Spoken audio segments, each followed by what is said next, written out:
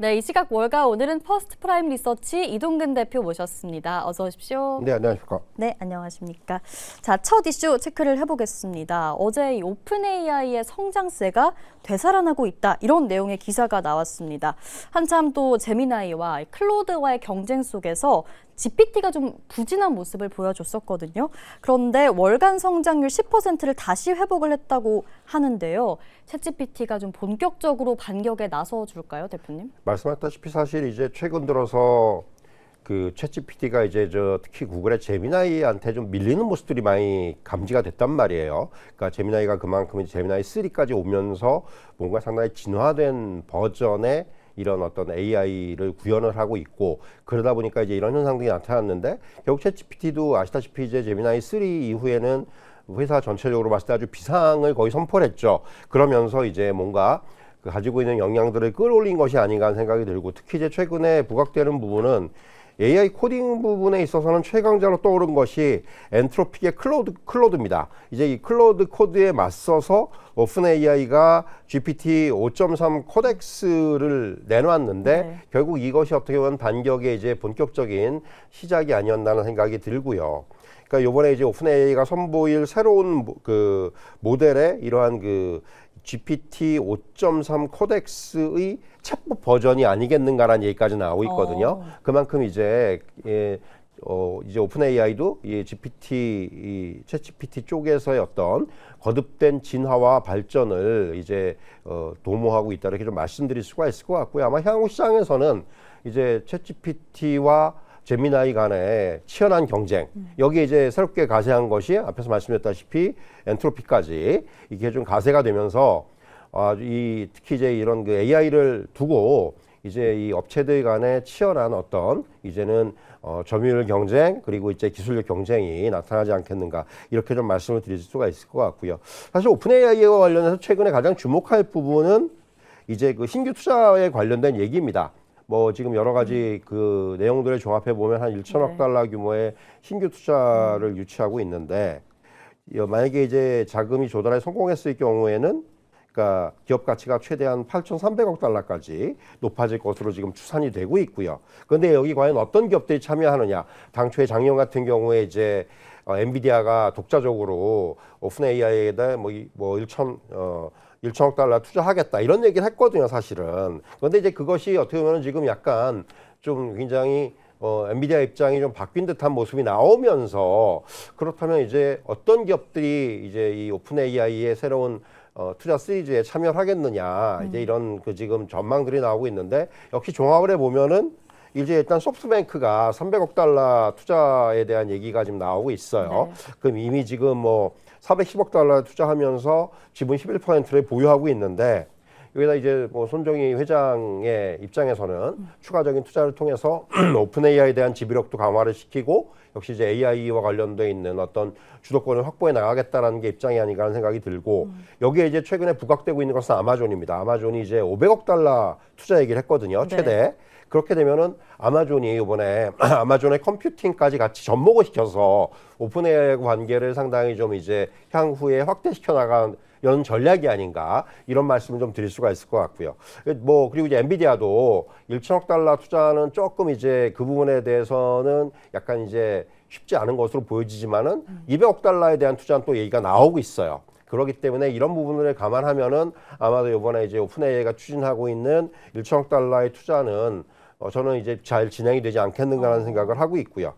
뭐 이와 이제 맞물려서 간밤에 이제 오라클의 급등이 나왔습니다. 그쵸. 이제 오라클의 급등이 나왔다는 얘기는 오픈 AI와 관련돼서 어느 정도 이런 투자에 관련된 얘기라든가 이런 것들이 호재로 작용했죠. 왜냐하면 오라클이 사실 주가가 빠지고 뭔가 이제 AI 버블론의 중심에 섰을 때 가장 우리가 문제가 됐던 부분들은 오픈 AI 쪽에 너무 집중이 돼 있다. 그러니까 이제 고객사가 그렇기 때문에 오픈 AI 어떤 문제가 생겼을 때 오라클도 상당히 큰 문제가 발생할 수 있다라는 우려 때문이었는데, 여전히 사실 오라클에 대해서는 우려가 저는 남아있다는 생각이 들어요. 다 털고 가지 못했다. 사실 뭐 지금 보면은 현금 흐름이라든가, 그리고 상대적으로 뭐 이제 빅테크들보다는 빡빡한 재무 구조를 가지고 있고 네. 마이크로소프트라든가 뭐 알파벳 같은 회사하고 비교해 봤을 때는 확실히 재무 구조가 빡빡한 건 사실이고요. 결국 이런 부분들을 우리가 종합적으로 판단한다면은 오라클이 지금 주가가 워낙 많이 빠졌기 때문에 충분히 자율적인 반등은 나올 수 있는 위치인 건 맞습니다. 지금 차트를 보시더라도. 그런데 다만 여기서 오라클이 그렇다면 과거의 어떤 그런 주가의 흐름을 되찾을 수 있겠느냐? 이 부분은 그렇게 쉽지는 않을 것 같아요. 결국은 관건은 향후에 이제 그렇다면은 수익화에 대한 스케줄이라든가 추가적인 자금 조달에 대한 부분이라든가 이런 것들이 어느 정도는 조금 시장의 어떤 추가적인 시장을 안심시켜야 되는 그런 요인들로 작용을 해야만이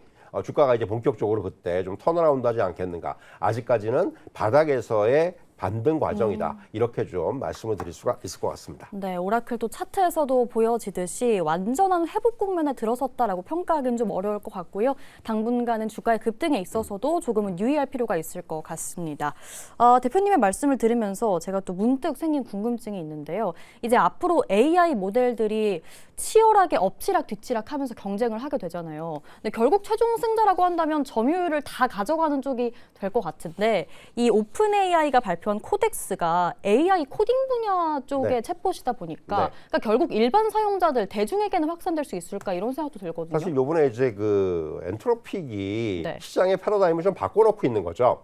그러니까 엔트로픽이 요번에 그 소프트웨어 업체들한테 충격을 준 가장 큰 이유는 네. 자연어를 통해서 프로그램을 짤 수가 있다는 거예요. 그러니까 그냥 우리가 말하듯이 얘기를 하면은 AI가 알아서 프로그램을 짜준다는 겁니다. 소프트웨어에. 이게 사실은 포인트인 거예요. 지금 네. 이제 그러다 보니까 구글도 그렇고 이제 오픈AI도 그렇고 이제 이런 그 엔트로픽의 어떤 이러한 패러다임을 이제 같이 갈 수밖에 없는 거예요. 그래서 이제 이번에 구글이 내놓은 어떤 그런 그 AI도 마찬가지예요. 이제 자연어로 명령을 했을 때 이제 그 AI가 소프트웨어를 만들어줄 수 있는 와. 이런 거기 때문에 사실은 이게 굉장히 어떻게 보면 아직까지 뭐 이게 얼마나 이제 대중화가 되는 과정에 있겠지만은 분명히 시장에 충격을 준 건 사실인 거죠. 네. 그래서 사실은 그런 부분들 때문에라도 향후에는 어떻게 보면 이제 코딩이 프로그래머 영역이 아니라는 거죠. 이미 그 얘기를 3년 전쯤에 젠스 왕이 했었어요. 네. 대만에 방문했을 때 앞으로 이제 프로그램을 아무나 짜는 시대가 올 것이라는 얘기를 했었는데 놀랍게도 그게 지금 적중이 되고 있는 거예요. 그렇기 때문에 저는 사실은 이 부분은 지금 일단은 일단 완화가 됐지만은 향후에도 계속해서 시장에서는 이런 부분들이 또 추가적으로 부각이 될 수 있는 네. 여지가 있다. 이런 말씀을 좀 드릴 수가 있을 것 같습니다. 확실히 AI의 도움으로 좀 패러다임 자체가 바뀔 수가 있겠네요. 네, 해당 부분 참고해 보시면 좋을 것 같고요. 자, 넘어가기 전에 또 한 가지 짚어볼 내용이 있는데요. 머스크가 최근에 또 이 미국 국가 부채에 대해서 좀 강하게 경고를 했습니다. 사실 미국의 부채에 대한 내용들은 계속 나왔던 이야기이긴 한데 AI와 로봇 기술의 발전 없이 이대로 가면 파산한다 이런 얘기를 내놨거든요. 사실 이전에 뭐 JP 모건을 비롯한 많은 IB들도 그랬고 또 이제 뭐 노벨상 받은 그 경제학자들도 그랬고 네. 이 얘기는 여러 번 되풀이했던 얘기고 머스크 자체도 작년에도 이 얘기를 똑같은 얘기를 했었어요. 그런데 이제 요번에 제가 이런 얘기를 또한 과연 그 배경에 뭐가 있겠느냐 이건 저의 생각일 수도 있는데 결국 AI와 로봇의 기술 발전을 언급을 했습니다. 이런 것들이 기술 발전을 해서 뭔가 여기서 이제 그 국가 부채에 대해서 이 부분에 뭔가 해결책을 찾아야 한다라는 논지의 발언을 했는데 뭐 저는 그런 생각이 들어요. 이건 결국 테슬라의 기술을 좀 과시하는 것이 아닌가. 테슬라가 지금 어쨌든 간에 AI라든가 특히 이제 휴머노이드 관련된 이런 로보틱스 산업 관련해서는 지금 가장 선두에 있기 때문에 그런 부분들을 좀 이제 뭔가 우리의 기술력을 너네가 좀 이제 잘 보고 우리가 뭐 좀 많이 나가자면 우리가 하자는 대로 해야 된다 뭐 이런 식이었던 발언이니까 원래 머스크의 발언이 약간 그런 톤이 있지 않습니까? 그렇기 때문에 사실 그런 것들을 내포하고 있는 것이 아닌가라는 생각이 들고요. 또 한편으로는 결국 이제 스페이스X의 이제 IPO를 추진하면서 이번에 더군다나 XAI하고의 합병 과정에서 이제는 기업 가치를 높여야 되는 상황이에요. IPO를 앞두고. 그렇기 때문에 또 그런 것들의 어떤 일환으로 네. 이런 발언이 나온 것이 아닌가라는 저는 좀 생각을 해볼 수가 있을 것 같고요. 네. 사실 뭐 지금 트럼프 행정부 자체가 이 미국의 국가부채 축소를 위해서 계속해서 뭔가 정치적인 접근을 하고 있죠. 뭐 이를테면은 지금 연준에다 압력을 넣어서 금리를 계속해서 이제 금리의 인하를 지금 시도를 한다든가 더 나아가서는 아직까지 현실화되고 있지는 않지만은 정말 그 만기가 없는 국채 발행 얘기까지도 나왔단 말이에요. 이런 것들을 감안한다라면은 사실은 뭐 저는 조금 이런 것들이 향후에 이제 어떻게 진행이 될지, 과연 그런 트럼프 행정부의 이러한 움직임들이 현실화가 될지 여부도 우리는 좀 확인할 필요가 있을 것 같고요. 근데 중요한 건 결국 이 미국의 그 부채 문제가 쉽게 해결될 수 있는 건 아닙니다. 워낙 복잡 다단한 어떤 성격을 가지고 있기 때문에 사실은 이게 뭐 경고는 누구나 경고를 할 수 있고 누구나 이제 이 부분에 대해서 이제 언급을 할 수 있겠지만은 사실은 해결책을 내놓기는 쉽지는 않다. 이런 말씀을 좀 드릴 수가 있을 것 같네요. 그런 맥락들을 다 고려해 봤을 때 해당 머스크의 발언은 사실 그 의도 자체가 또 본인 자사의 기술을 좀 중요하다라고 강조하기 위함이 아닐까라는 점 확인을 좀 해주셨습니다.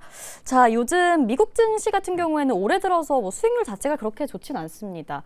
지수 자체가 그냥 보합권 정도로에서 머물고 있는 상황인데요. 오히려 한국과 일본, 대만 쪽에서 많은 기회들이 오고 있는 것 같아요. 일본이 특히나 이 다카이치가 총선에 압승을 거두면서 니케이 지수가 사상 최고치를 경신을 하고 있습니다.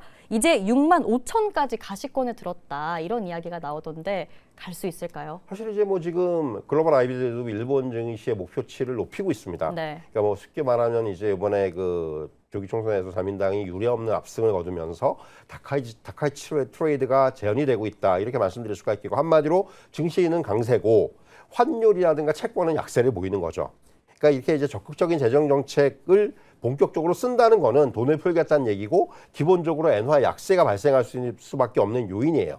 그런데 사실 이런 정치권의 재정 확대와는 별개로 BOJ는 금리 정상화 궤도에 진입을 해 있죠. 그러니까 향후에 계속해서 금리를 이제 단계적으로 올릴 거란 말입니다. 네. 약간 상충이 되는 부분이 분명히 있어요. 그리고 중요한 거는 엔화가 계속해서 이제 약세를 보이고 있는데 과연 다카이치 정부가 엔화를 방어를 할지 아니면은 엔화가 이제 우리가 이제 엔달러의 마지노선을 보통 160엔으로 우리가 이제 여기고 있는데 이러한 마지노선을 깨고 더 약화를 그냥 놔둘지 이 부분에 대해서 우리가 좀 확인할 필요가 있을 것 같고요. 사실 지금 환율과 관련해서는 한미일의 지금 삼국 공조 체제가 여전히 유효합니다. 지난번에도 이제 베센트 장관이 직접적으로 환율에 대한 구두 개입을 했었고요. 그렇기 때문에 사실은 그리고 또 하나는 160엔 돌파라는 게 경제적인 정치적으로 굉장히 부담이 커요. 그러니까 일본도 그렇고 미국도 그렇고 그렇기 때문에 그런 부분을 감안한다면 저는 단기적으로 봤을 때는 계속해서 이 안에서 지금 한 157엔부터 160엔 사이에서의 어떤 이런 등락 패턴이 좀 반복이 되지 않겠는가 하는 생각을 하고 있고요. 이제 사실 더 중요한 건 전 채권이라고 생각을 하는데 네. 지금 GDP 대비해서 일본도 부채가 엄청나요. 이 GDP 대비해서 250%가 넘는 부채인데 이제 더군다나 이제 확장 재정을 펼치면서 세수는 오히려 줄인단 말이에요. 그렇게 되면은 그동안 한 번도 없었던 일본의 재정 건전성에 대한 우려가 나올 수가 있다는 얘기고요. 지금 이미 국채 금리가 장기채가 뭐 4% 이상으로 올라갔단 말입니다. 4%가 넘는 국채의 흐름은 자금 흐름 자체가 구조적으로 변화를 할 수 있는 단초를 제공할 수가 있는 거예요. 더군다나 지금 해외 나가 있는 수천조 원의 일본 자금이 본국으로 들어올 수가 있다는 얘기죠. 그러니까 그 정도면 충분히 일본 내에서의 투자 메리트가 생긴 거죠. 그러면은 지금 이제 미국이라든가 유럽이라든가 이런 국채 금리들이 동반 상승을 할 수 있는 압력으로 작용할 수가 있다는 이게 바로 우리가 항상 얘기하는 캐리 트레이드예요. 그렇기 때문에 이렇게 되면 이제 글로벌 유동성의 축소가 나타날 가능성이 크고요. 사실은 뭐 아직까지는 일본 기준금리가 미국보다 낮은 수준이기 때문에 엔캐리 청산이 나타나더라도 이거는 굉장히 서서히 나타날 겁니다. 다만 뭔가 이제 어떤 그 추가적인 그 변동성이나 이런 것들이 가중될 경우에는 시장이 굉장히 충격을 받을 수도 있어요. 이런 부분 때문에 엔화가 이 어떤 그 일본 자금의 이동 때문에 그렇기 때문에 향후에 계속해서 우리가 환율도 중요하지만 역시 이 채권 시장의 흐름을 계속해서 우리가 확인할 필요가 있다. 이런 말씀을 좀 드리도록 하겠습니다. 저는 니케이 지수가 잘 간다고 좀 신나서 여쭤봤는데 대표님께서는 좀 차분하게 저희가 주의해야 될 점에 대해서 말씀을 해주셨어요. 그러니까 증시 자체는 좋은데 네. 우리가 우려해야 할 엔캐리에 대한 부분들이 서서히 나타날 수 있다. 이 부분은 짚어보고 가야 된다는 사실 말씀이시죠. 글로벌 금융시장에서는 일본 증시가 오르는 것보다는 네. 이 일본 채권의 흐름이 어떻게 되느냐. 왜냐하면 가장 많은 그러니까 미국채도 그렇고 유럽도 그렇고 가장 많은 그 물량을 갖고 있는 게 네. 일본 자금이거든요. 그렇기 때문에 사실 그 부분이 지금 시장에서도 중요하게 아마 작용을 할 수 있다. 이런 말씀을 드릴 수가 있겠네요. 네, 좋은 인사이트를 남겨주셨습니다. 자, 그럼 이제 시장의 종목 이야기로 좀 넘어가 볼까 하는데요. 지난주에 제가 대표님께 여쭤봤을 때 힘스앤얼스의 복제약 관련해서 크게 걱정할 필요는 없을 것 같다. 그러니까 노보노디스크 입장에서 큰 타격은 없을 거다. 이렇게 말씀을 해주셨는데 그게 좀 현실화가 됐습니다. 두 기업의 희비가 극명하게 엇갈리고 있는 상황이거든요. 힘스앤얼스의 폭락 이후 주가 향방 어떻게 보실까요? 그러니까 역전이 됐죠. 노보노디스크는 급락을 했다가 지금 네. 회복을 했고 힘스앤얼스는 이제 올라가는 듯 하다가 다시 이제 하락을 하고 있는데 사실은 힘스앤얼스 입장에서는 뭔가 이제 이 규제에 좀 틈을 파고들려고 했던 거죠. 그러니까 이게 뭐 어떤 규제, 어떤 이제 가이드라인이 있냐면은 대형 제약사의 약이 공급 부족일 때 다른 회사가 기존의 특허 약물을 사용한 복제약에 대한 조제라든가 판매를 허용하는 그런 이제 규정이 있는데 네. 결국 이게 규제의 허점이에요. 근데 지금 그렇다면은 위고비 핵심 성분인 세마글루타이드가 공급 부족이냐? 아니거든요. 그런데 이제 힘스앤얼스는 여기다 이제 또 구실을 붙인 게 우리는 어떻게 보면 이제 맞춤형으로 성분을 용량을 조정하는 거다. 그러니까 개인별로 이게 어떤 일반적인 어떤 상용의 어떤 그런 개념이 아니다라고 얘기를 하고 있는데 FDA가 이걸 갖다가 단칼에 막았어요. 그거 아니다. 그러니까 무슨 얘기냐면은 이렇게 맞춤형으로 조정하는 복합 조제 방식은 출시할 수가 있어요. 근데 FDA가 요번에 이제 어떻게 보면은 노보노디스크의 손에 들어준 게 됐죠. 그러니까 아마도 제가 보기에는 이번에 이제 힘스앤얼스의 이런 움직임들이 힘스앤얼스의 물론 그 회사 내부적으로도 어떻게 보면 향후에 이제 좀가 뭔가 이제 한 단계 점프업을 하기 위해서 이 시장에 이제 그 지금까지 힘스앤얼스가 이제 이런 비만 치료제, 주사제 쪽에서는 계속해서 수익을 내고 있는데 한 단계 더 나가서 좀 더 빠르게 경구용 치료제 쪽으로 진입을 하기 위해서 이런 뭔가 제품을 만들려고 했었는데 일단 제동이 걸린 거고 아마도 힘스앤얼스가 지금 주가가 이제 급락을 했는데 네. 저는 힘스앤얼스가 뭐 지금 가지고 있는 어떤 캐시플로우라든가 어떤 이 캐시카우라든가 이런 걸 보면은 뭐 분명히 이거보다는 주가가 오를 수 있다 생각을 해요. 다만 이 악재가 생각보다 조금 더 오래 갈 수가 있어요. 소송도 걸려 있고 하기 때문에 그래서 이제 급락 이후에 주가에 대해서는 저는 뭐 어느 순간이 되면 주가는 반등을 하겠지만은 당분간은 조금 보수적인 관점에서 보는 게 맞지 않나는 생각이 들고요. 네. 그리고 결국은 지금 이제 노보디스크는 이제 일단 힘스앤얼스의 일단 그 도전에서는 좀 벗어났는데 더 중요한 건 이제 일라일릴리와의 싸움입니다. 네. 일라일릴리의 이제 제품이 경구용 치료제가 승인을 받는다면은 이전에도 말씀드렸지만은 아마 시장 점유율 측면에서 일라일리가 우위를 보일 거예요. 그렇게 되면은 사실은 노보디스크는 사실 주가가 지금 반등은 하지만은 반등 이상까지 과연 가기에는 역시 이제 일라일리의 어떤 이런 움직임들을 봐야 되는 이제 그런 상황이다. 전 좀 이렇게 좀 말씀을 드릴 수가 있을 것 같습니다. 네, 힘스앤얼스 같은 경우에도 비만 치료제 쪽에 경구용뿐만 아니라 주사제도 타격을 받을 수 있기 때문에 단기적으로는 주가가 좀 부진할 수 있다 체크를 해보고요. 또 시장의 현실은 무서운 것 같습니다. 결국 대형주 둘의 싸움이다. 네. 한번 지켜보도록 하겠습니다. 자, 그리고 TSMC 얘기를 해봐야 될 것 같아요. 오늘 1월 월간 매출이 발표가 됐는데 해당 내용 되게 잘 나왔거든요. 네. 어떻게 보셨을까요? 사실 뭐 이게 1월 매출이 이제 전년 동기 대비해서 한 36.8% 정도가 증가를 했는데 네. 연간 기준으로 TSMC의 가이던스는 매출 증가율 30%를 목표로 하고 있는데 1월부터 그걸 이제 상회한 기록이 나온 거예요. 그러니까 뭐 AI 버블 얘기가 아무리 나오더라도 지금 요번에 젠슨왕도 얘기를 했고 요번에 이제 우리가 얘기하는 빅4 뭐 알파벳 또 이제 아마존, 메타, 마이크로소프트 이 4사의 올해 이제 AI 관련된 투자 지출이 6,600억 달러가 나올 것이라는 얘기가 나왔는데 작년보다 2천억 달러가 상향된 거거든요. 그러니까 이것만 보더라도 여전히 AI는 과소 투자보다는 과잉 투자가 낫다라는 그런 쪽의 방향성을 가지고 있는 거죠. 이제 그런 거를 지금 어떻게 보면 이번에 TSMC의 1월 매출이 잘 대변해 주는 것이 아닌가 이렇게 좀 말씀드릴 수가 있을 것 같고요. 다만 한 가지 조금 이제 시기적으로 봤을 때 작년에 이제 설 연휴가 1월 달이었습니다. 그런데 올해는 2월이에요. 네. 그러다 보니까 기저효과가 발생할 수가 있는 거죠. 그러니까 작년에 상대적으로 조업일수가 적었다라는 부분은 우리가 염두에 둘 필요가 있고 더군다나 중화권은 설 연휴가 굉장히 오래 쉬고 중요하기 때문에 이 부분에 대한 어떤 매출의 증감이 나타날 수가 있습니다. 네. 이 부분은 하나 이제 우리가 꼭 짚고 넘어가야 되는 상황이라고 말씀드릴 수가 있겠고, 이제 중요한 것은 TSMC가 올해 최대 560억 달러의 설비 투자를 계획하고 있습니다. 그러니까 전년 대비해서 한 25% 정도 증가한 것이고, 그렇기 때문에 여전히 TSMC가 이런 파운드리 시장에서의 막강한 위치를 올해도 좀 계속해서 이어가지 않겠는가라는 생각이 들고, 과연 그렇다면은 삼성전자라든가 인텔, 최근에 부각되고 있는 인텔이라든가 이런 기업들이 TSMC의 점유율을 얼마나 뺏어올 수 있는지가 또 하나의 시장에서의 어떤 관전 포인트가 될 수가 있다. 이런 말씀까지 드릴 수가 있을 것 같습니다.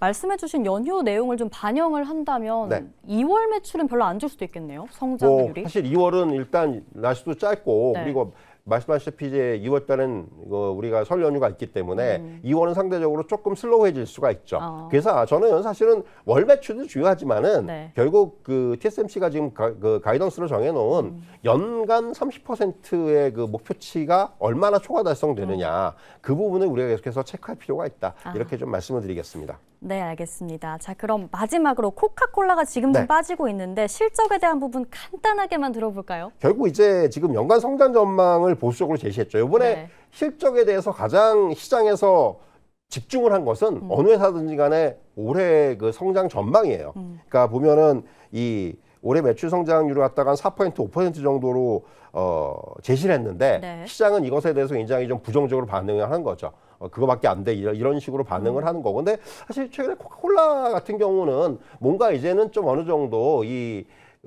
높은 성장세를 기대하기는 이제 어려운 상황이 아닌가라는 생각이 들어요. 아시다시피 이제는 시장 자체가 워낙 다양해졌고, 그리고 이제 최근에 추세는 건강한 쪽을 찾기 때문에 사실 코카콜라가 예년의 어떤 영광을 계속해서 이어가기에는 쉽지가 않다. 이런 말씀을 드릴 수가 있을 것 같습니다. 네, 코카콜라의 실적에 대한 대표님의 간단한 분석까지 들어봤습니다.